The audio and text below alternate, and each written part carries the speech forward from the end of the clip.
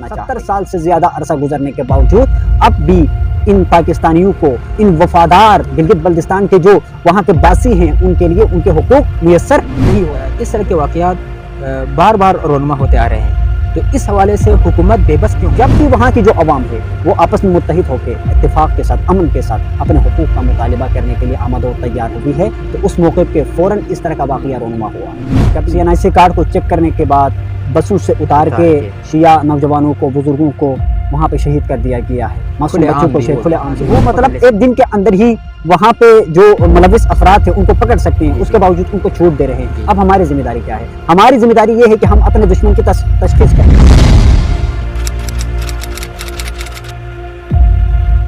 میرے دیار کی قسمت میں شام لکھا ہے، کبھی فساد کبھی قتل عام لکھا ہے، میں اپنی جان ہتھیلی پہ لے کے پھرتا ہوں، نہ جانے کون سی گولی پہ نام لکھا ہے۔ السلام علیکم ناظرین، میں ہوں مظاہر حسین مطہری۔ ناظرین، جیسا کہ آپ جانتے ہیں کہ 2 دسمبر شام 6 بجے چھلاس کے مقام پر ایک انتہائی افسوسناک واقعہ پیش ہوا۔ ناظرین، جیسا کہ آپ یہ بھی جانتے ہیں کہ یہ واقعہ پہلی مرتبہ پیش نہیں ہوا، بلکہ پچھلے کئی سالوں سے اس طرح کے واقعات رونما ہو رہے ہیں۔ ناظرین، گلگت بلتستان کو امن کا گہوارہ کہا جاتا ہے۔ پچھلے کئی سالوں سے اس طرح کے واقعات پیش ہو رہے ہیں۔ ناظرین کرام، جب بھی گلگت بلتستان میں امن کی بات ہوتی ہے، جب بھی گلگت بلتستان میں گندم کی بات ہوتی ہے، جب بھی گلگت بلتستان میں بجلی کی بات ہوتی ہے، جب اس طرح کے واقعات ایک دم رونما ہوتا ہے۔ آخر اس کی وجہ کیا ہے؟ محرکات کیا ہے؟ اس طرح کے واقعات بار بار کیوں رونما ہو رہے ہیں؟ حکومت اس واقعات کے بارے میں کیوں خاموش ہے؟ ان تمام سوالوں کے جوابات جاننے کے لیے آج ہمارے پاس شیخ محمد عسکری نگری صاحب تشریف فرما ہے۔ قبلہ صاحب، السلام علیکم۔ وعلیکم السلام ورحمۃ اللہ۔ کیا حال ہے؟ آپ خیریت سے ہیں؟ کرم اللہ کا شکر۔ آغا صاحب، آپ ہمارے ناظرین کو یہ آگاہ فرمائے کہ اس طرح کے واقعات بار بار کیوں رونما ہو رہے ہیں، تو اس کے حوالے سے آپ اپنا اظہار خیال فرمائیے۔ بسم اللہ الرحمن الرحیم۔ بہت شکریہ برادر محترم، آپ نے انتہائی اہم موضوع پہ گفتگو کرنے کا موقع میسر کیا۔ سب سے پہلے ان سوالات کے جواب کی طرف جانے سے پہلے یہ جاننا ضروری ہے کہ گلگت بلتستان کی اہمیت کیا ہے انٹرنیشنل لیول پہ اور نیشنل لیول پہ۔ جی۔ جب بھی ہم نیشنل لیول پہ دیکھیں یا انٹرنیشنل لیول پہ دیکھیں، گلگت بلتستان کا جو خطہ ہے وہ بہت ہی انتہائی اہم خطہ ہے، کیونکہ یہ وہ سرزمین ہے کہ جہاں پہ 4 موسم ہوتے ہیں، یہ وہ سرزمین ہے جہاں کے لوگ شجاع ہوتے ہیں، بہادر ہوتے ہیں، دلیر ہوتے ہیں، یہ وہ سرزمین ہے جو زرخیز ہے، یہ وہ سرزمین ہے جس کے پہاڑوں کے اندر قیمتی معدنیات پوشیدہ ہیں، جس میں وہاں کا پانی اتنا زیادہ ہے کہ اس پانی سے پورے پاکستان کے دیگر جتنے بھی اضلاع ہیں وہ آباد ہو رہے ہیں۔ ان چیزوں سے ہٹ کے جب تجارتی معاملات میں دیکھا جائے تو یہ وہ سرزمین ہے جو سی پیک کا گیٹ وے ہے، جہاں سے سی پیک گزرتا ہے۔ اس سی پیک کے گزرنے کی وجہ سے پاکستان ہی نہیں بلکہ دیگر ممالک بھی خوشحال ہو سکتے ہیں۔ دیگر ممالک سے لوگ پاکستان آ کے یہاں پہ تجارت کر کے اپنے فائنینشلی اعتبار سے وہ قوی اور مضبوط ہو سکتے ہیں۔ ان تمام اہمیتوں کے پیش نظر رکھتے ہوئے لوگ کیا کر رہے ہیں، دنیا والے کیا کر رہے ہیں، دیگر اغیار ہمارے جو پاکستان ملک کے دشمن ہیں، ان کی یہ چاہت ہے، وہ چاہتے ہیں کہ گلگت بلتستان کے اندر کبھی بھی امن قائم نہ رہے۔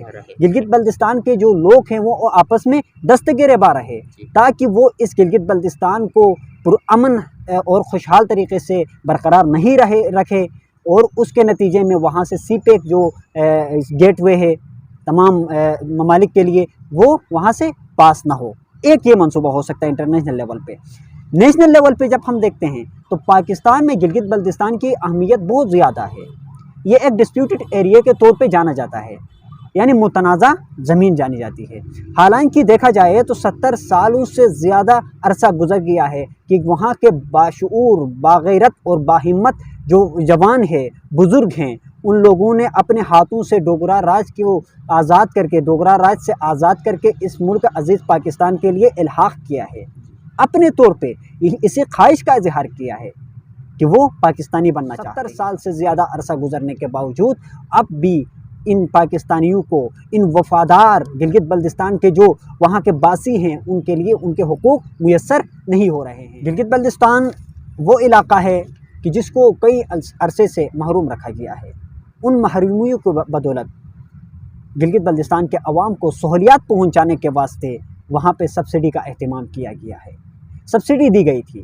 اور سبسڈی کے اندر کیا ہوا، وہ لوگ کھانے پینے کے اشیاء خرد و نوش تھے، ان کی قیمتوں کو کم کر کے پیش کیا گیا تاکہ وہاں کی جو عوام ہے وہ پسے نہ، پاکستان کے ساتھ اپنے محبتوں کا جو اظہار کیا ہے، الحاق کیا ہے، اسی الحاق کرنے کا، اسی محبتوں کا صلہ ملتا رہے۔ لیکن ستم بالائے ستم، اب کی صورتحال دیکھی جائے تو وہاں پہ سبسڈی کو کاٹ دی جا رہی ہے، وہاں پہ مزید مظالم ڈالے جا رہے ہیں۔ یہ اصل اس بار دیکھا جائے اس واقعے کے سد باب کیسے کیا جائے، ایسے واقعات کے جو پہلے سے ہوتے آ رہے ہیں، کئی مرتبہ ایسے واقعات رونما ہوئے ہیں۔ اور یہ واقعات بھی اس لیے رونما ہوئے ہیں کیونکہ جب بھی وہاں کی جو عوام ہے وہ آپس میں متحد ہو کے اتفاق کے ساتھ، امن کے ساتھ اپنے حقوق کا مطالبہ کرنے کے لیے آمد و تیار ہوئی ہے، تو اس موقع پہ فوراً اس طرح کا واقعہ رونما ہوا ہے۔ کبھی مذہبی اختلاف کے نام پہ، کبھی شیعہ سنی کے نام پہ، کبھی علاقہ پرستی کے نام پہ، کبھی لسان پرستی کے نام پہ، اس طرح کے واقعات رونما کروائے جاتے ہیں تاکہ وہ متحد نہ رہے، اپنے حقوق کے لیے آواز بلند نہ کرے۔ یہ واقعہ بھی اصل میں اس سبسڈی کے حوالے سے اب جو آواز بلند ہونے والی تھی اس کو روکنے کے واسطے، دبانے کے لیے ہے۔ اب اگر وہ لوگ اس طرح واقعہ رونما نہیں کرواتے تو وہاں کی جو عوام ہے وہ جو قوی ہو کے، یک آواز ہو کے، ان لوگوں نے کیا کیا تھا، آگے ہمت کر کے آگے بڑھے تھے، تو اس کو دبانے کی خاطر ان لوگوں نے یہی کام کر لیا ہے۔ تو اب اس کوشش کو ہم نے ناکام بنا دینا ہے۔ اب ہم دوسرے سوال کی طرف بڑھتے ہیں آغا صاحب کی، اس طرح کے واقعات بار بار رونما ہوتے آ رہے ہیں، تو اس حوالے سے حکومت بے بس کیوں ہے؟ اس حوالے سے ہمارے ناظرین کو آپ آگاہ فرمائیے۔ اس طرح کے واقعات واقعاً پہلے سے ہوتے آ رہے ہیں، جہاں پہ بلکہ اس سے بھی شدید اور قوی ترین، بدترین قسم کے واقعات وہاں پہ رونما ہوئے ہیں۔ CNIC کارڈ کو چیک کرنے کے بعد بسوں سے اتار کے شیعہ نوجوانوں کو، بزرگوں کو وہاں پہ شہید کر دیا گیا ہے، معصوم بچوں کو کھلے عام شہید کر دیا گیا ہے۔ لیکن اس کے باوجود اس طرح کے واقعات اسی سرزمین میں، اسی علاقے میں کئی رونما ہوئے ہیں، حکومت خاموش کیوں ہے؟ واقعی یہ ایک سوال بنتا ہے۔ اس کے 3 قسم کے احتمالات ہو سکتے ہیں، یا تو دشمن قوی ہے، یا حکومت کا اس میں ہاتھ شامل ہے، حکومت خود شامل ہے، یا پھر یہ ہو سکتا ہے کہ حکومت کے مفادات شامل ہے۔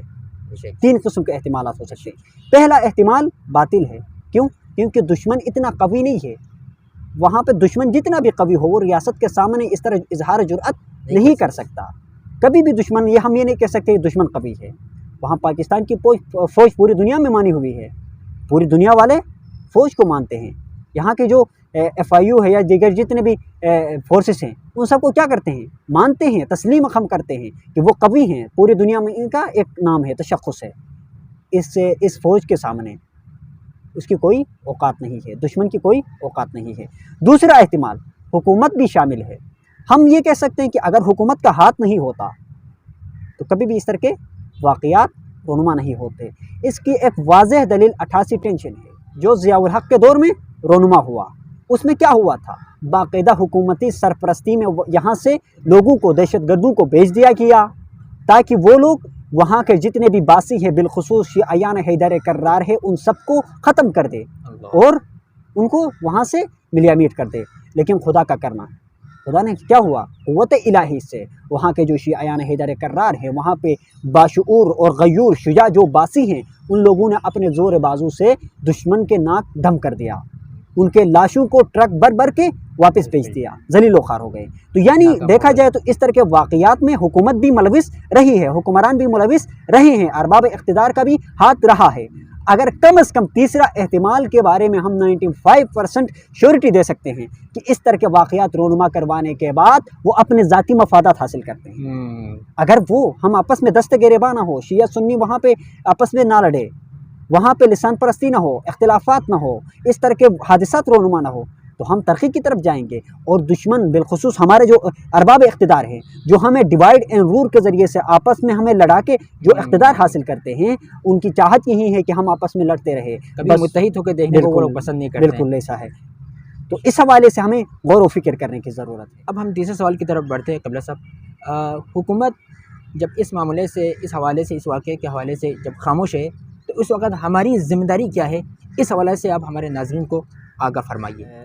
جی بہت اچھا سوال ہے کہ اب ہماری ذمہ داری کیا ہے. ذمہ داری کی. حالانکہ ہمارے ارباب اقتدار بھی خاموش ہے اور ہمارا جو محافظ ہے وہ بھی خاموش ہے. کوئی خاطر خواہ وہاں پہ کوئی ایسا سٹیپ نہیں اٹھایا جا رہا ہے جس کی وجہ سے ہم کہیں کہ ہمارے جو محافظ ہیں، ہمارے جو جبکہ ارباب قاتل اقتدار کے ہیں، معلوم بالکل ہوتے ہوئے خاموش بالکل ہے. ایسا ہے. ویڈیوز موجود ہیں بے شک. اور ثبوت موجود ہے، کھلے عام اس کے ان چہرے باوجود نظر آ رہے ہیں. بالکل ایسا ہے. اس کے باوجود نہیں روکا جا رہا. سد باب کے لیے کوئی مثبت قدم نہیں اٹھایا جا جبکہ رہا. روکنا چاہے تو چند سیکنڈ کے اندر ان کو روک سکتے بالکل ہیں. ایسا ہے، بالکل ایسا ہے. قاتل وہ کو پکڑ مطلب لے سکتے ایک دن کے اندر ہی وہاں پہ جو ملوث افراد ہیں ان کو پکڑ سکتے ہیں، جی، اس جی. کے باوجود ان کو چھوٹ دے رہے ہیں. جی. اب ہماری ذمہ داری کیا ہے؟ ہماری ذمہ داری یہ ہے کہ ہم اپنے دشمن کی تشخیص کریں، ہاں. دشمن کو پہچانے اور اپنی ذمہ داریوں کو بھی پہچانے. ہماری ذمہ داری یہ بنتی ہے کہ ہم اس دھرتی کو بچانے کی خاطر، اس دھرتی کو امن و امان کا گہوارہ بنانے کی خاطر اپنا کردار ادا کریں. کبھی بھی دشمن کے جال کے اندر نہیں پھنسے. دشمن کی جو سازش ہے اس کو ناکام کرنے کے لیے ہم کوشش کریں، سعی کریں، تاکہ ہمارا جو ملک ہے، ہمارا جو علاقہ ہے وہ محفوظ رہے، امن کا گہوارہ بنے اور ہم اپنے حقوق کو حاصل کرنے میں کامیاب رہے. اور قرآنی اعتبار سے دیکھا جائے تو بھی یہی ہمیں نسخہ ملتا ہے کہ دیکھیں جہالت کی وجہ سے وہ لوگ قتل کر رہے ہیں، جہالت کی وجہ سے، دنیا پرستی کی وجہ سے، اقتدار کو حاصل کرنے کی وجہ سے اس طرح کے واقعات رونما کروا رہے ہیں. حالانکہ قرآن ان چیزوں کی مذمت کرتا ہے. ہمیں چاہیے کہ ہم ظالم سے ہمیشہ نفرت کریں، اظہار براعت کریں اور مظلومین کے ساتھ ہم حامی بنیں، ان کے ساتھ دے دیں ہم. کیونکہ یہ قرآن کا نسخہ ہے، قرآنی نسخہ ہے، نص قرآنی سے ثابت ہے. وَلَا تَرْكَنُوا إِلَى الَّذِينَ ظَلَمُوا فَتَمَسَّكُمُ النَّارُ. کبھی بھی کسی ظالم کی طرف میل مت دکھانا، کیونکہ تمہارا شمار بھی ان ظالموں کے ساتھ ہوگا. جو ظالم کا حشر ہونا ہے وہ ظلم پہ خاموش رہنے والوں کا بھی حشر اسی ظالم کے ساتھ ہونا ہے، یا پھر اس کے خلاف آواز بلند نہ کرنے والے، اس ظالم کے لیے راہ ہموار کرنے والوں کا بھی انجام اس ظالم کی طرح ہونا ہے. تو امام علی علیہ السلام نے بھی ہمیں یہی نسخہ بتا دیا ہے کہ مولا کا فرمان ہے کہ کونا لظالم خصما وللمظلوم اونا. اے میرے حسن، اے میرے نور نظر حسین، ہمیشہ ہر ظالم کا دشمن بن کے رہنا، دست گریباں بن کے رہنا اور مظلوم کا حامی اور مددگار بن کے رہنا. بس یہی ہمیں قرآن سے بھی درس ملتا ہے. عقل کا بھی یہی تقاضا ہے کہ ہم ظالم اور مظلوم کے درمیان تشخیص کرتے ہوئے، چاہے ظالم شیعہ ہو یا سنی ہو، ظالم ایک فرد ہو سکتا ہے، پوری قوم نہیں ہو سکتی ہے، اس فرد کی تشخیص کرے اور اس کے بعد اس کو اپنے انجام تک پہنچائے تاکہ آئندہ بھی اس طرح کے واقعات رونما نہ ہو سکے. معزز ناظرین، جیسا کہ آپ نے جان لیا کہ قبلہ صاحب نے وضاحت کے ساتھ آپ لوگوں کو اس سوالوں کا جواب دیا کہ حکومت اس حوالے سے کیوں بے بس ہے، اور ہماری جب حکومت خاموش ہے تو اس وقت ہماری ذمہ داری کیا ہے. تو اللہ تعالیٰ سے ہم دعا گو ہے کہ ہم سب کو ہماری ذمہ داری پر عمل کرنے کی توفیق عطا فرمائے. وآخر دعوانا الحمد للہ رب العالمین.